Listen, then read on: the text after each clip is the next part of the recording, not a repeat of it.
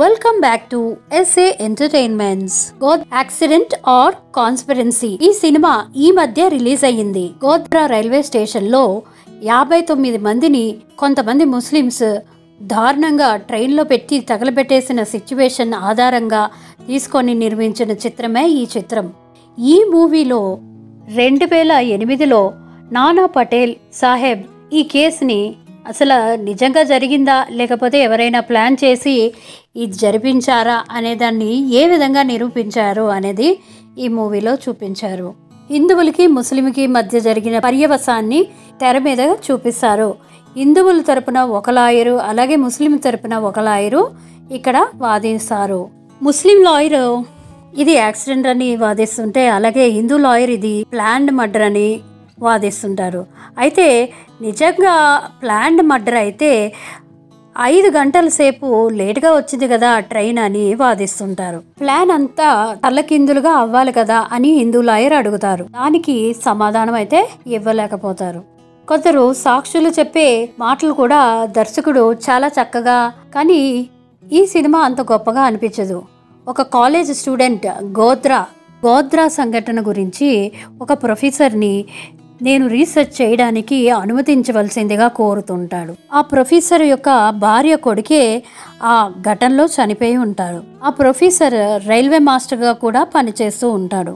ఈ ప్రొఫెసర్ లైవ్లో చూసిన సంఘటన కూడా గుర్తించలేకపోవడం అనేది విశేషం. చివరికి రైల్వే స్టేషన్లో జరిగిన సంఘటనకి చివరి క్లైమాక్స్ అయితే చాలా బాగుంటుంది. అమాయకుడుగా నటించినటువంటి వ్యక్తే చివరికి ఆ ట్రైన్ మీద బాటిల్స్ విసిరాడని తెలుసుకున్న తర్వాత మనకి మైండ్ అయితే బ్లాక్ అయిపోతుంది. దర్శకుడు నానా పటేల్ ఇది తేల్చింది అని డైరెక్ట్గా చెప్పలేకపోయాడు. ఈ సినిమాలో క్లైమాక్స్లో ఎవరు చేశారు ఇదంతా అనేది మనకి డైరెక్ట్గా చూపించేస్తాడు.